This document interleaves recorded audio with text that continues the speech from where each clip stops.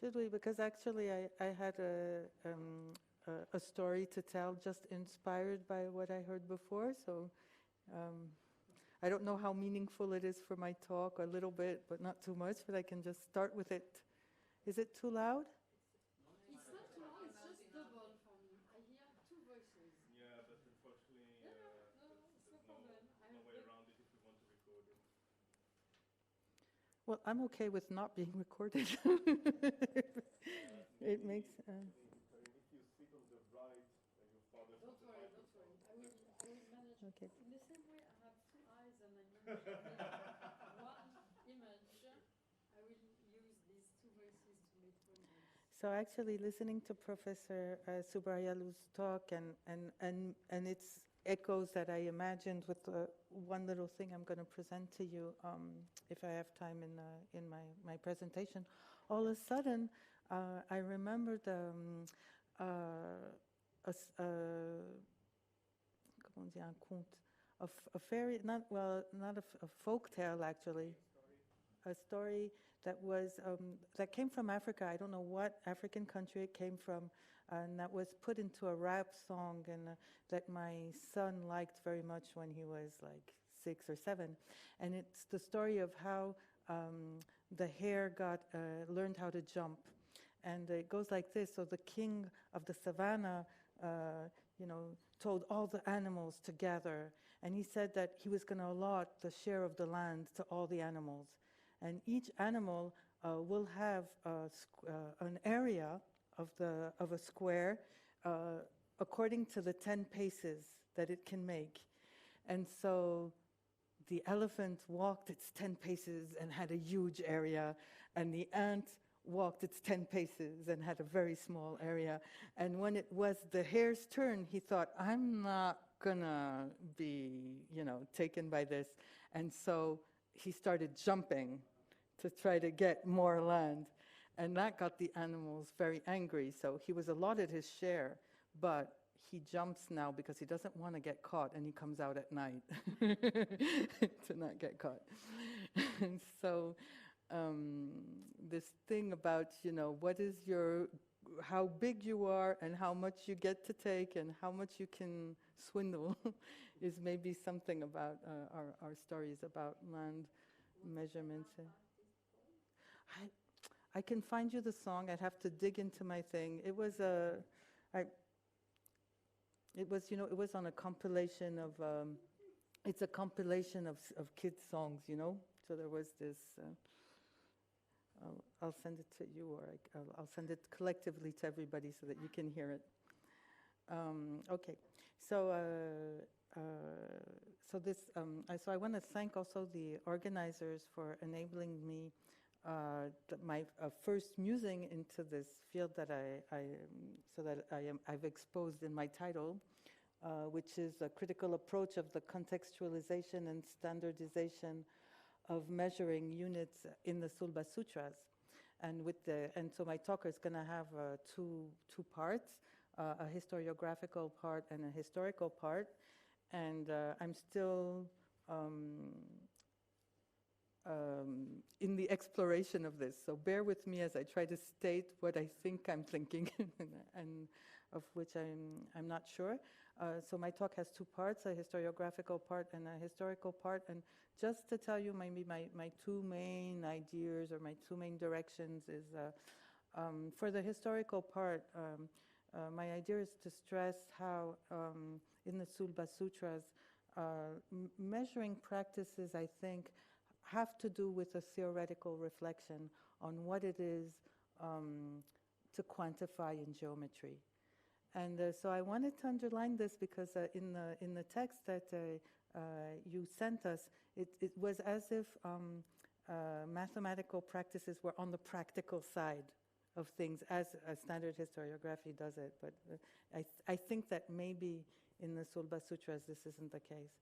And the other thing in the historiography, so it's my historiographical part is in part a reflection on what do we call standardization. So it could be many different things actually, and of course there's a sort of values that are put into making things, wanting things to be standard to show something. So That's a bit about it. So for our our colleagues who are not, who don't know things on Indian history, so there's a sort of, there's a mystery in the Indian prehistory and history. So there is an archaeological evidences, take the dates with all the pinch of salt that need, and I'm ready to discuss them. But let's say there's archaeological evidence of sites that are all over present-day Afghanistan, Pakistan, and part of North India, Gujarat, and Rajasthan today, of settlements of what seems so. There's also a question of words, so people talk about cultures or civilizations, but at least there were settlements that were striking because some of them were made of big cities using a vast amount of bricks, from which we have excavated seals with elements of writing which haven't been deciphered yet. So these are one of the undeciphered languages in the world, and also set of weights. And so that's on the one part. And then later on, we have the first texts that have been transmitted to us from India, which are a series of religious poems, the Vedas,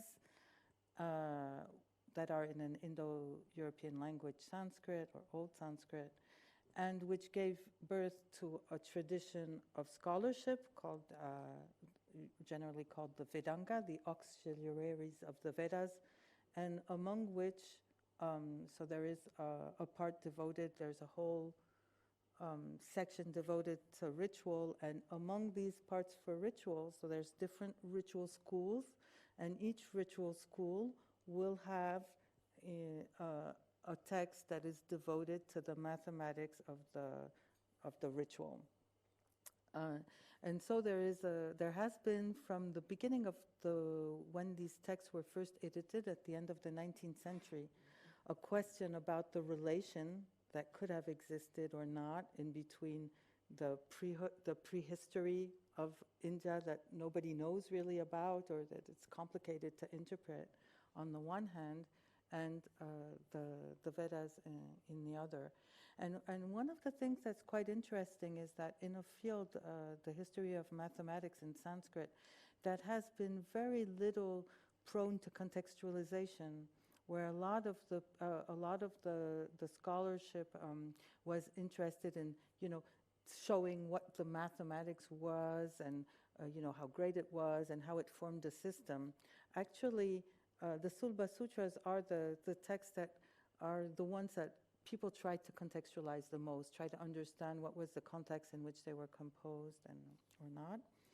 And so there are many, So, okay, this slide to tell you a bit about, why would there be the mathematics of the ritual, So among the things that the Sulba Sutra deals with is, the delimitation of sacrificial, an area on which a ritual is going to take place. So this is, for example, the delimitation of an area where there's going to be several altars, and on these several altars, there's going to be places where there's going to be fires that are going to be settled. Okay, and so for one of the rituals, this is a very famous one. An altar is made out of bricks. Okay, so the bricks are important, right? There's altars with bricks. And I just wanted to give you a representation of that. Okay, so one of the most famous, I think, efforts in contextualizing the Sulba Sutras is the work of Debi Prasad Chattopadhyaya that he published in the 1980s with a foreword by Joseph Needham. And basically, his idea was to show, so his idea was, we have, archaeological evidence of a very, and so this is where the word standardized comes in, of settlements in which there were very standardized use of bricks with that must have entailed a big know-how, an important know-how. And then we have a couple of centuries after a mathematical text, and his idea very strongly is that that centers on bricks. And so provocatively, because we're in a caste layered text when we're talking about Sanskrit text, he suggests that the knowledge, the mathematical knowledge that's contained in the Sulba Sutras is not a Brahmanical knowledge, but may have come from the knowledge of the brick makers and the technologies who had this. So here's a quotation I can read. Notwithstanding the usual assumption that this mathematics was created by the Vedic priests, so here the Brahmins, the internal evidences of the text indicate that it was the direct outcome of the theoretical requirements, mainly of the brick makers and bricklayers, who were using burnt bricks and whose status within the general framework of the social norm of the Vedic priest is at best questionable. So this was his main idea. And so one of the interesting things is what I wanted to sort of try to unpack is how he proceeds to show this, because actually his mode of reasoning is something that is going to be used after that by layers and layers of people who aren't Marxist at all and who will try to defend very different ideas. But actually they'll be using the same mode of reasoning, interestingly. So one of the, this is one of the,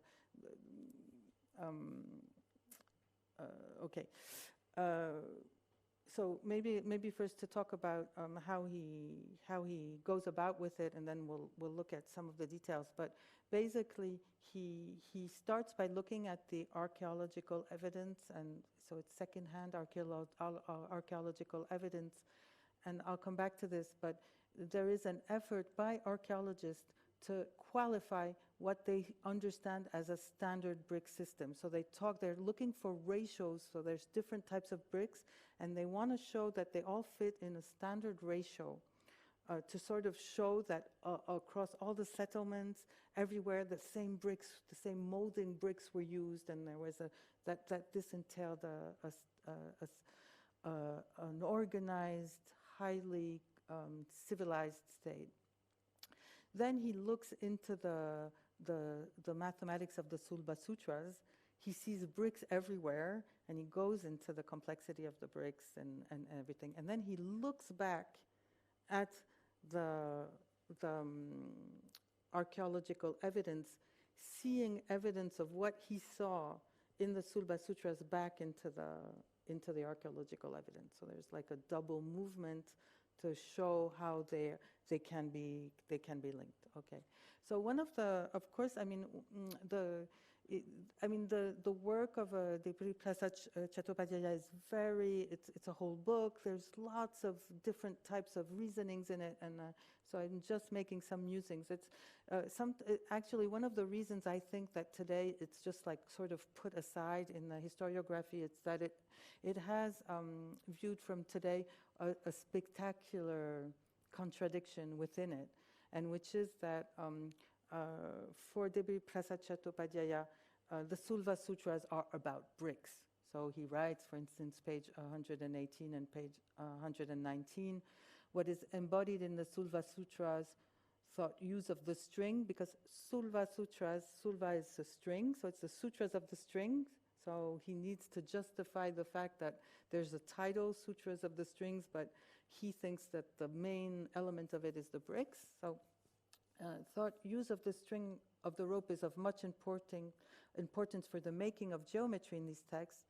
It has little to do with field measurement, beyond perhaps the measurement of the ground plan of these brick structures. So you can imagine the area that I showed you before that needs to be delineated. The construction of these brick structures forms the be-all and, well, whatever it was, I made a mistake. Well, the be-all of the Sulva Sutras, Sulva geometry is inconceivable without brick technology. So for him, it's basically about the bricks. But at the end of the book, there's an appendix by Subinoy Roy that delves into the mathematics, and then we have the historiography of a mathematics with propositions and these kind of constructions that were made with strings and tickets, and in which we don't see the bricks at all.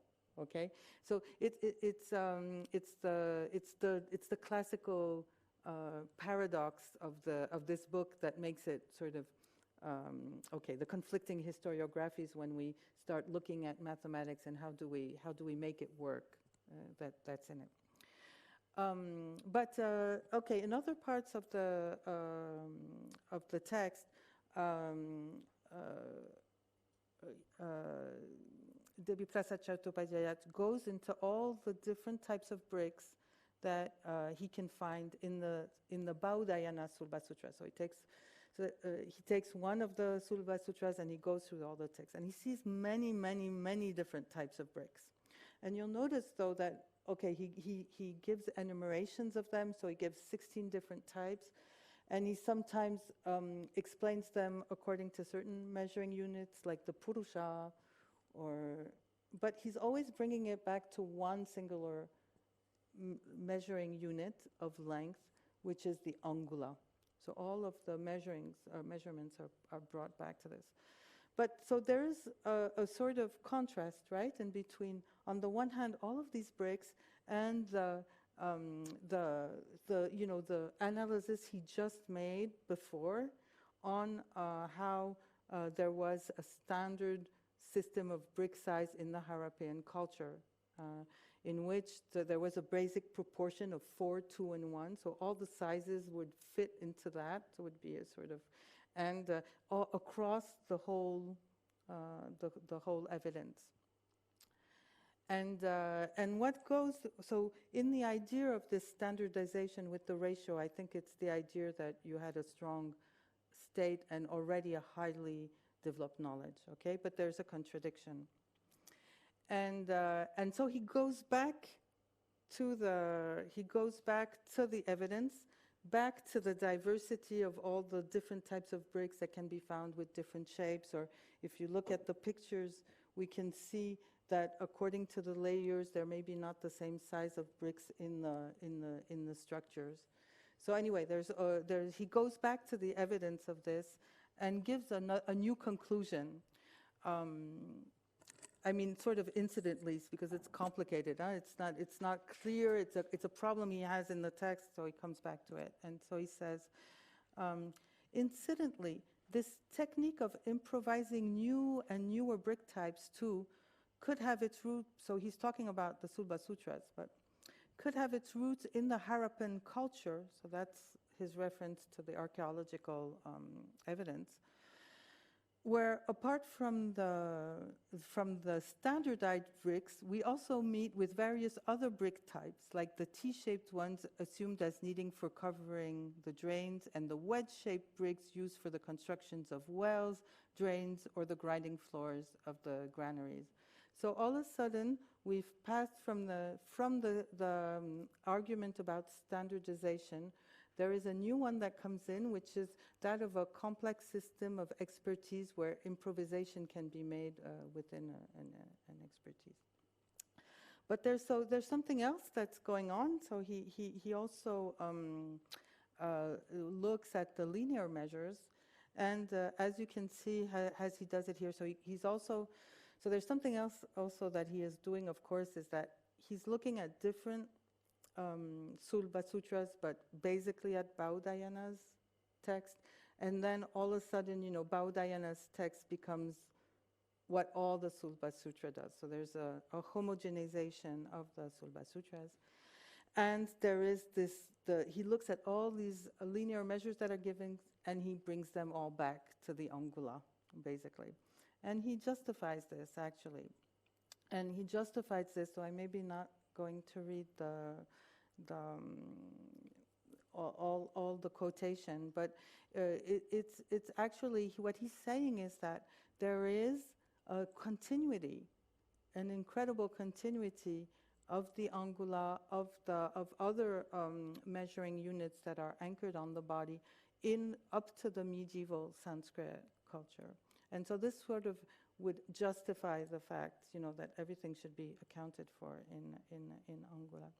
And so this is one of the, it's true, it's one of the questions we have about Sanskrit mathematical texts from the Sulba Sutras up to the, even the latest text made in the 19th century, is that there is a certain number of measuring units that are anchored within the body and that are very constant in their names.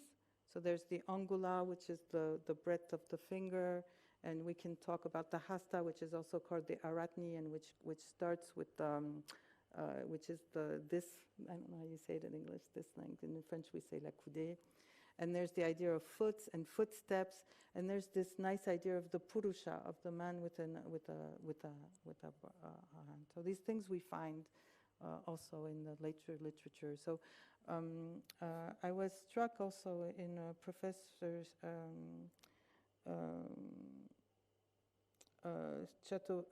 in Professor Subrayalu's talk, because he talked about something about this. So this, how are we to think about the continuity of certain words, sometimes of certain ratios, even though there is a difference actually in the sizes and in the local uses and reasons. So it's I think it's to say what I think right away. I think it's techniques of homogenization maybe that were used within Sanskrit mathematical texts to create a continuity. But we need to study in the texts themselves what are the function of these measuring units and how they are used to really get a grasp about it. So, so this idea of a continuity of the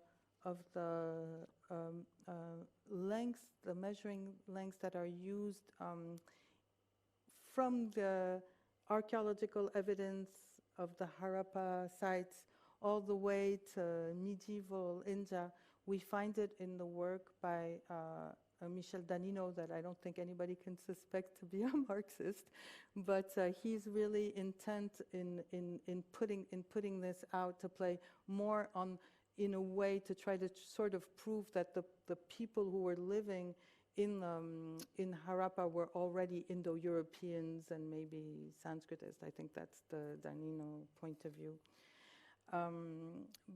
But something else actually, something else that is quite similar is done by Divakaran in his recent manual that came out in 2018 called The Mathematics of India.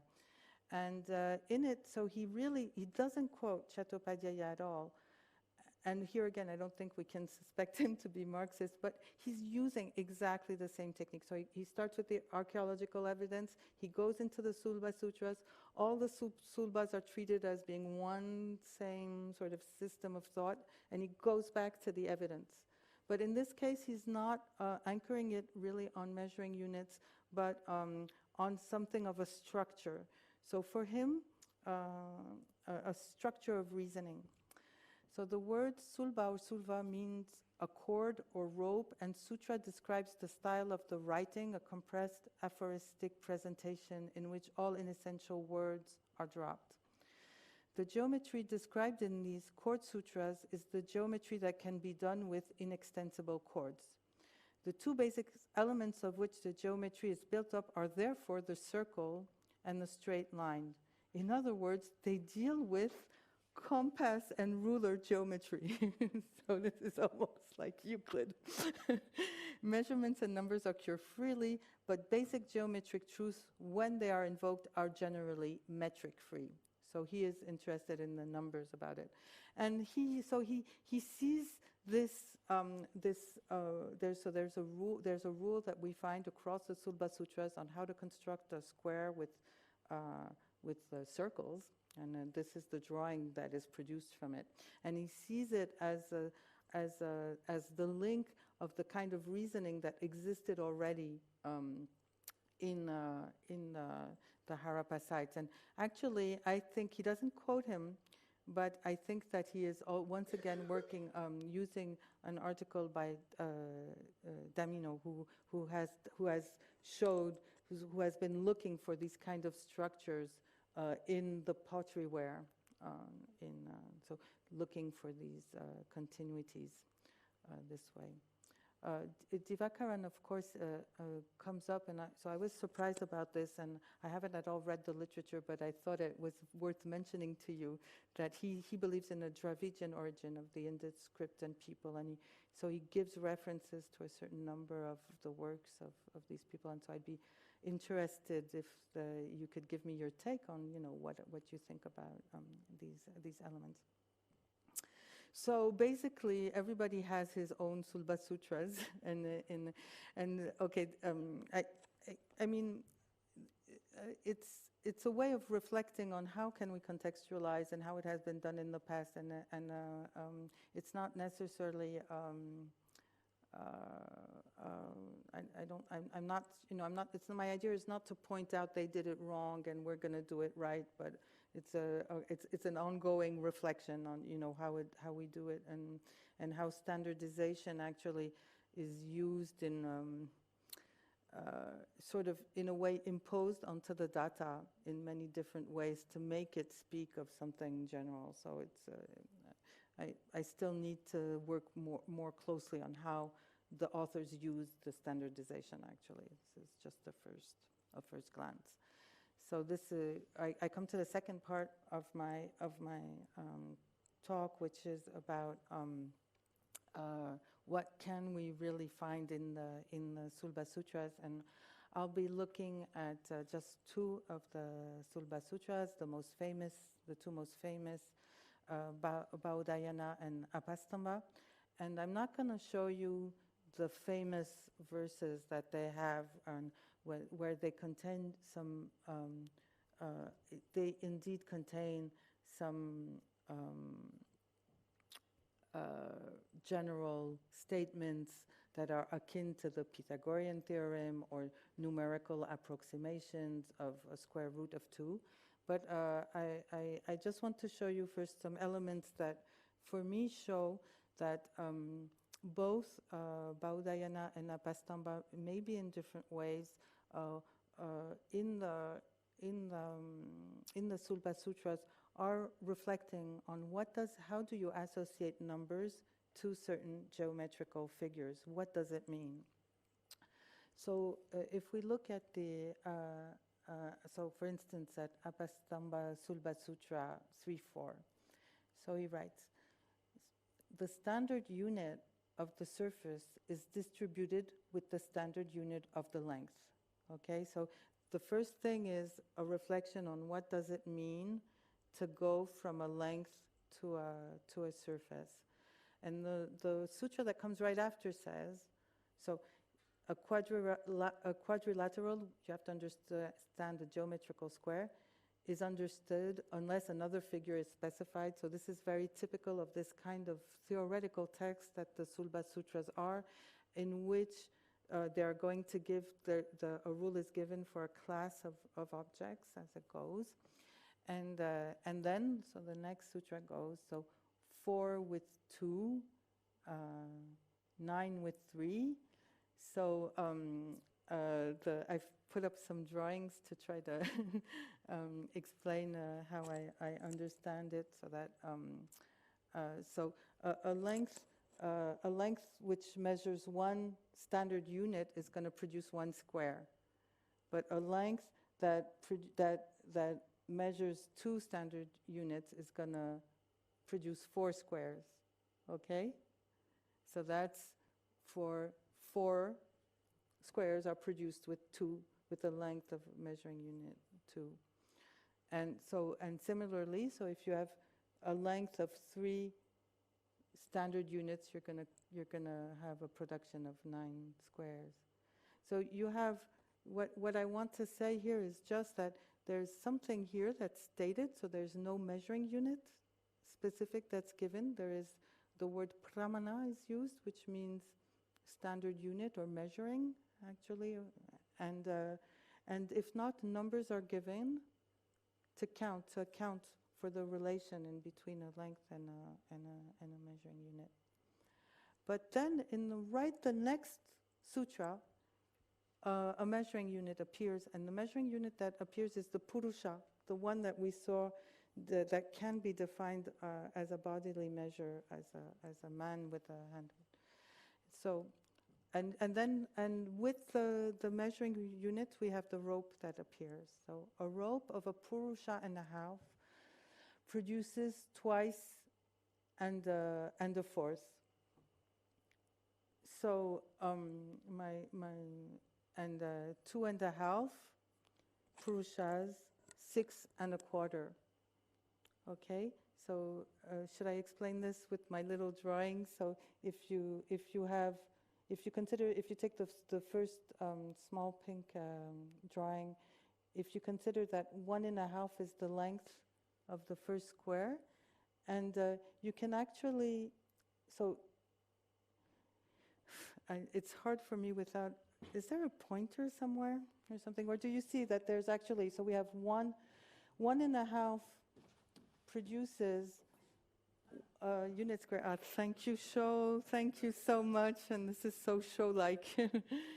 So it produces 1 square, and with the 2 little rectangles, we get a second square and a fourth, right? And in the same way here, if we consider that we have,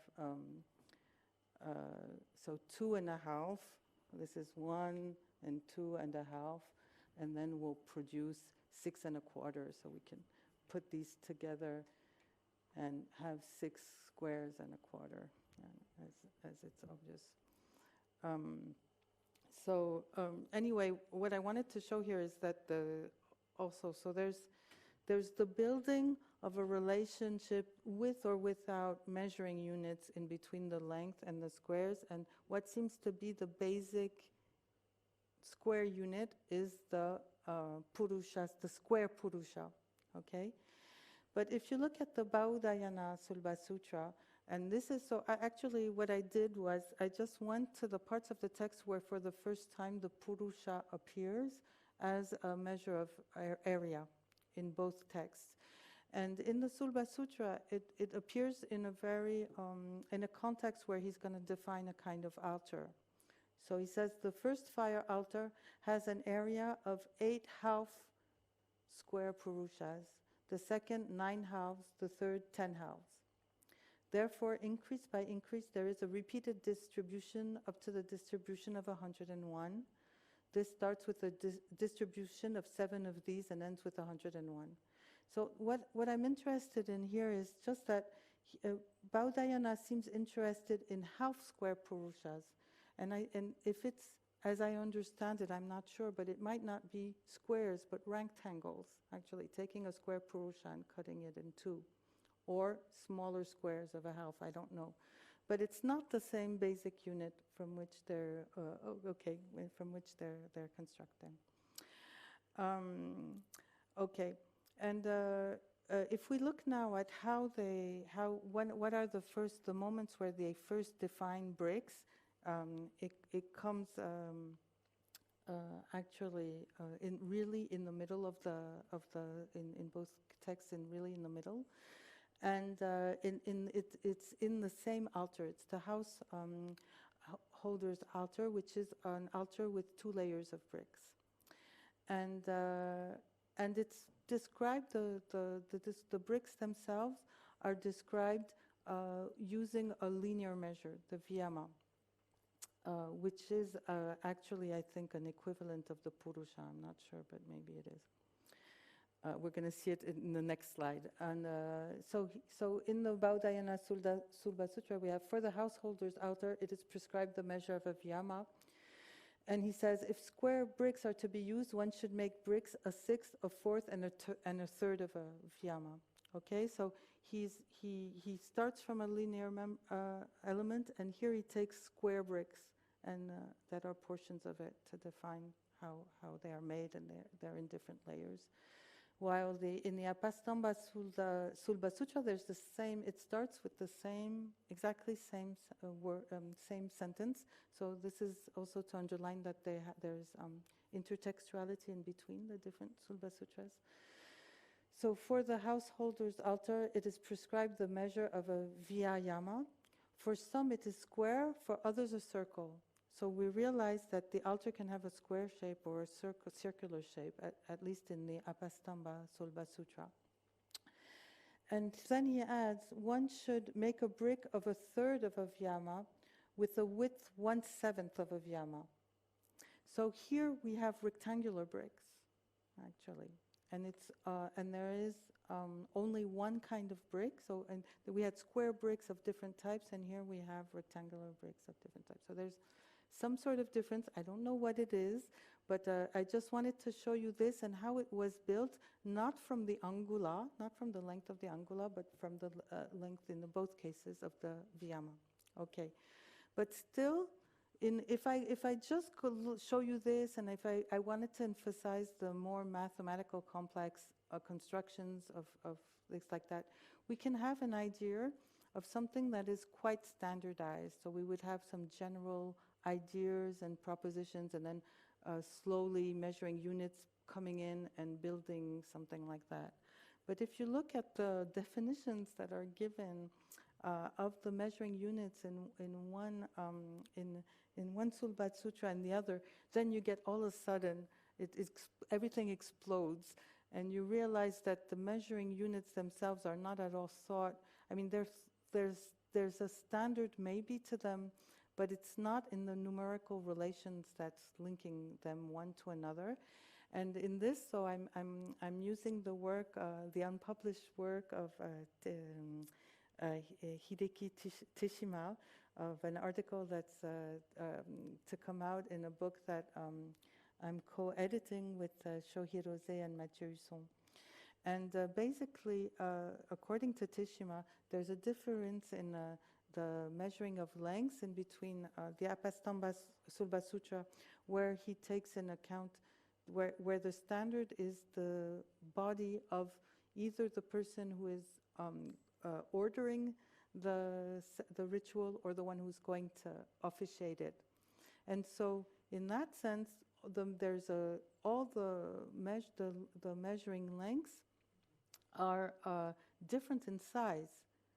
Okay, because each time you're conducting a ritual, it will depend on the breadth of that person's fingers, or on that person's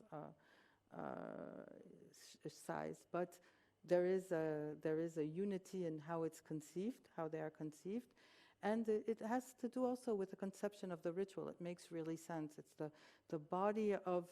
There's something about, you know, the ritual is about communicating with the gods, and so there is the space of the bodily length of the person who wants the ritual. The altars are made on a scale that goes together. So there's this officiating thing that's going on.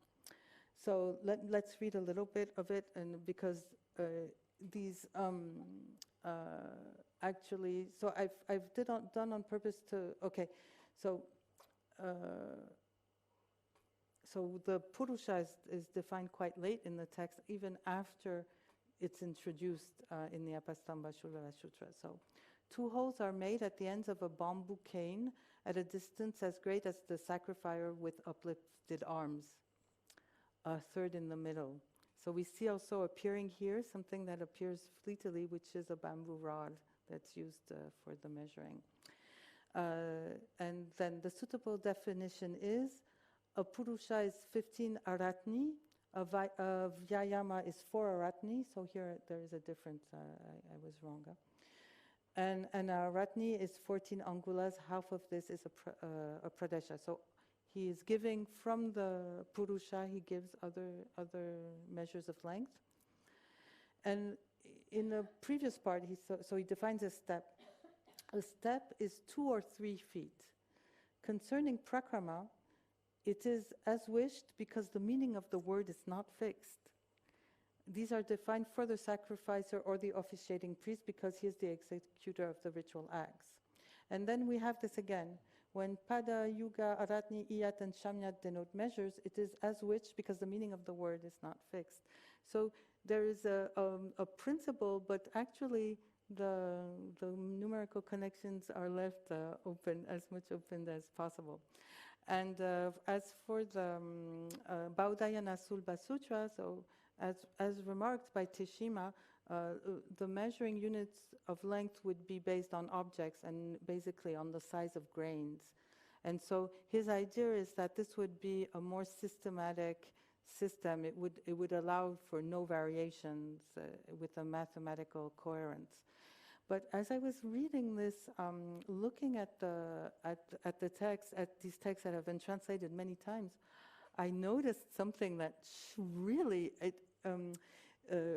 just shot up in my face, because so he says, so this is really the beginning of the Baudayana Sulba Sutra. Now the measure of an angula is 14 millet seeds. According to others, 34 sesames with their widths in contact. So even though there's a standard with objects, we see that it's not so important, actually, that there's variations of numerical things. But look at the next sentence. A kshudra pada, or that's systematically translated as small pada, as if the word kshudra was not used, is 10 angulas. So we have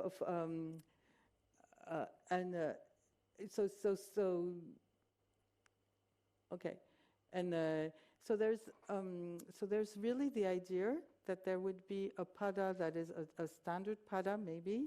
I don't know if it's defined here, but and then there is one for the kshudra. So for somebody who is a low caste person, will have a smaller, because the standard pada is 14 angulas, so it has a smaller pada, and a couple. So there is Baudayana is the only Sulba Sutra that I know that actually factors into some of the sacrificial constructions the caste division, as it's seen in the verse 3.1.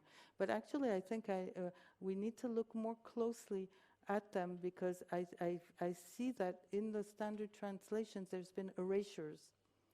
People have erased the caste mentioning and put it into something else, like smaller, or in understanding things in a different way. So in 3.1 we have the placement of the oblation fire of the householder's altar is the arrangement of sacrificial fires. It is prescribed that the Brahmin has to place the fire at 8 steps, prakramas, the king 11, and the Vaishya at 12. Okay, so the smaller you are in the caste system, the smaller your feet are, and the farther you are from the sacrificial fires in the Baudayana Sulba Sutra, with no surprise. So this, I'm not saying at all that this says something about, what was, I don't know what it says of the context. It says something about how in the Baudayana Sulba Sutra there's a way that measuring units are used, and this factors something of a social division, but of course it's a work in progress that needs to be carried out. I think I've overpassed my time, but I'll just want to say something else that I was struck that as I was working for this paper, I fell on an old paper that had been authored by R.C. Gupta on what he calls Agni Kundas. So actually, he discovered there's a whole literature, linked to tantric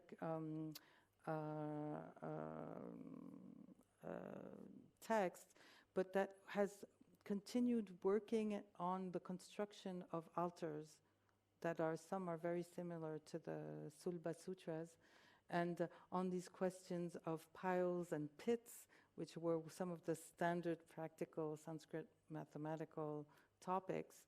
And so I think there's maybe if we're reflecting on the continuities of the mathematical practices of the Sulba Sutras, there's of course the commentaries that were written on these texts, but maybe there's something here to be explored that maybe goes beyond the Sanskrit texts themselves. So that's why I'm mentioning it here.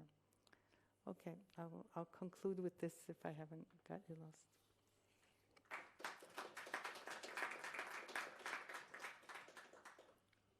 We have, I guess, up to 15 minutes for questions. Hopefully a little less.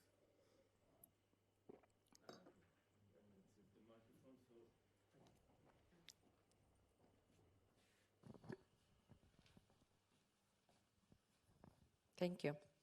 I have a couple of related questions.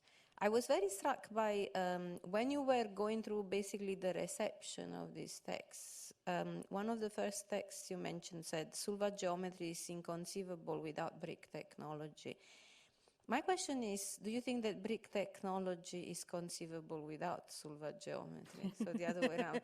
And if yes, then I guess that's the big question of why did things get written down? I mean, which is something that you have addressed indirectly, but I wonder if we can make it a more kind of explicit question. The second question is also, again, one of the passages of scholarship that you cited, charting the reception of this, that the author in question seemed to think that there had been an improvement in the building of the brick altars. Is that confirmed by the archaeological evidence? Has there been a change in the techniques over time? Thank you. Okay, thank you for those two questions. Well, certainly, I think that the way that Devi Prasad Chattopadhyaya and also Vikaran go from the archaeology to the Sulba Sutras and then back, indicates that they're in the same conundrum. So what is it? Is it that the mathematics was needed for the brick construction, and so that you can see it in it, and then it expresses that, and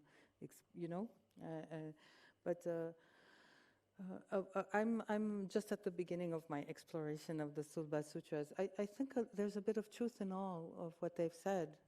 So there is and I basically think that we need to understand the text in their own logic of what they're talking about, and this hasn't been done because a lot of the historiography was just interested in linking it to the archaeological domain. So, and the other thing is, these were represented different schools of ritual, so it was different Brahmanical cultures, most probably, so they had different ways. So this is very strong with the Teshima article.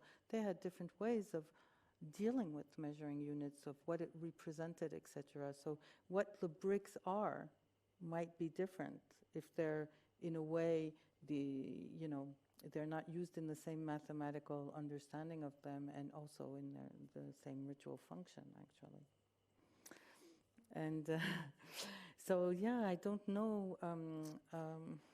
One thing is for sure is that there is, if I believe, certainly things than what people know of the archaeology of the Harappan sites has changed since then. But in the 1980s, at the time of Devi Prasad Chattopadhyaya, the way he sees it is that there is an evolution to better and stronger and more complex structures in what he calls the first urbanization. And by the end, when there's this end of this this society that produces these texts we cannot read, there's a death of the brick culture, and what happens is reuse. So the bricks are reused. They're reused until the end of the 19th century. He has a very beautiful quotation where he shows that the bricks were used when making the railroads in Pakistan, in today's Pakistan, by the English colonial rule. And then there's a new use of bricks in the medieval time, but there's like that's the way Devi Prasad Chattopadhyaya sees it at the time. I don't know what has been done since then. I don't know if anybody knows more about it.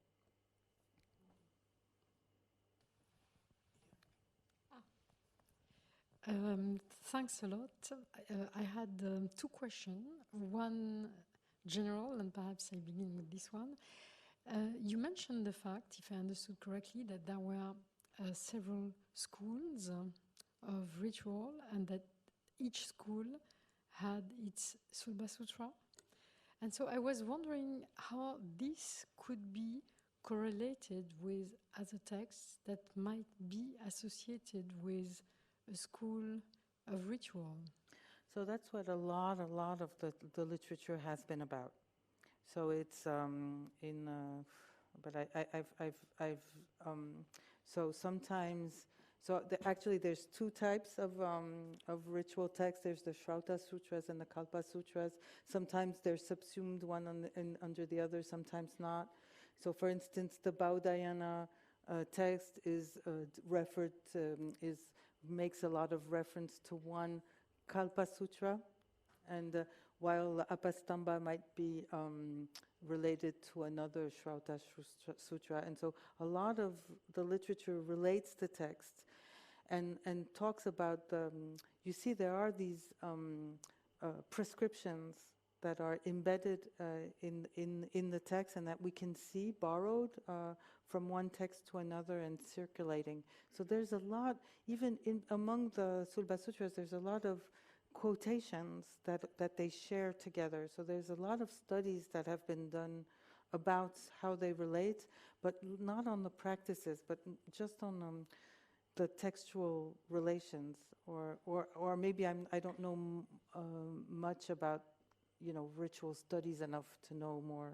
No, but in fact, and perhaps maybe I I was didn't not clear understand because your you question. showed that there was diversity behind something that has been taken as homogeneous. And so I was wondering whether this diversity could be correlated with... Definitely, that's what I think. I mean, it makes sense to think that way. So, but we'd have to show it, right? But it makes sense to think that there were certainly. I think there has been studies on the different ritual schools and their different beliefs and how it changed in the ritual. So it would be nice to have a connection, if there is one, because there is a lot of debate. Somebody like Satyanath Kichinasamy considers that no, the Sulba Sutras are not about ritual at all. They're just about the mathematics. And I guess I mean, Satyanath Kichinasamy has read them widely, very closely. So he's a mathematician, he has his visions of things, but he also has read the text closely. So I think it's worth really keeping things open. Perhaps if someone else has question, I will ask later my second question. So thank you. I think you raised some questions that are fundamental to many of us, and I refer especially to the problem of the materiality of science, which is in the background of your historiographic exploration.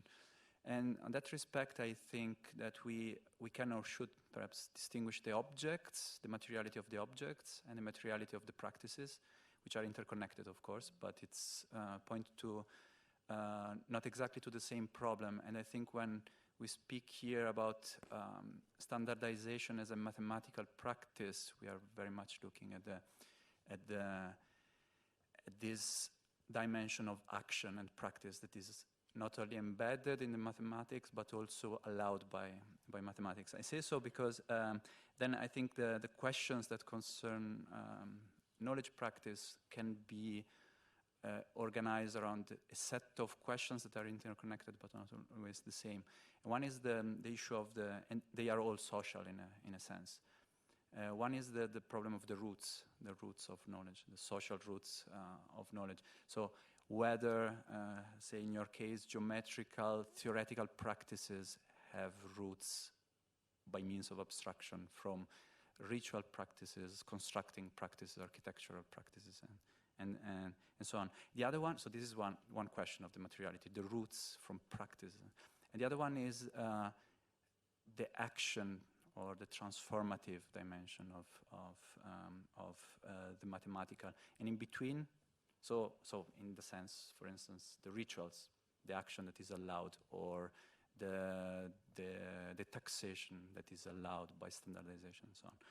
And in between, the validity, the issue of validity, the legitimacy of the which can take a very theoretical dimension.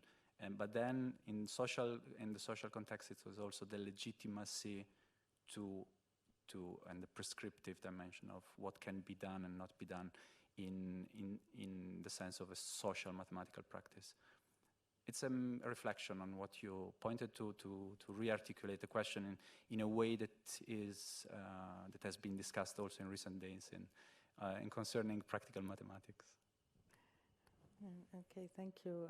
Thank you for the distinction, maybe the distinction that wasn't even clear to me on the materiality of the practice, and because I like to think of the continuity or the way that there's a dialectic, interaction in between. But in this case, I think it helps a lot because you have, on the one hand, objects that you want to make them speak about, what they testify of, and on the other hand, you have texts that talk about their practice and how they articulated it. And it's true that there's somebody I didn't mention, but who also wrote on the Sulba literature on the roots of geometry, which is Seidenberg. And so for him, the roots of geometry are in ritual, and because of the Sulba Sutras. So yeah, there is maybe in Chattopadhyay's text, in all of these distinctions, there is underlying this debate on, on the roots of that. There's had a question. I have one small technical question, which is your translation of pramana. You translated it thank standard you for unit. that question. Yeah, usually, typically, pramana will be translated, I think, measure or just unit. So I was interested in why you chose standard unit. In what scope is it standard? Yeah. Maybe it's not the right one. It's pramana. Mana is measure. Pramana is, and in the rule of three in medieval mathematics, it's the requisite. And it seems it's a generic term to talk about one unit of any given measuring unit. So it's one unit of any given measuring unit. So I didn't know I wasn't going to translate one unit of any given measuring unit. So perhaps generic instead of standard. yes, that can be nice to. Okay, I have a problem because I wanted to note all your questions and I don't have a pen. So, but anyway, I'll note it after. But I'm afraid of forgetting it all. Okay. Historiography of standardization. Yeah, generic is so much better.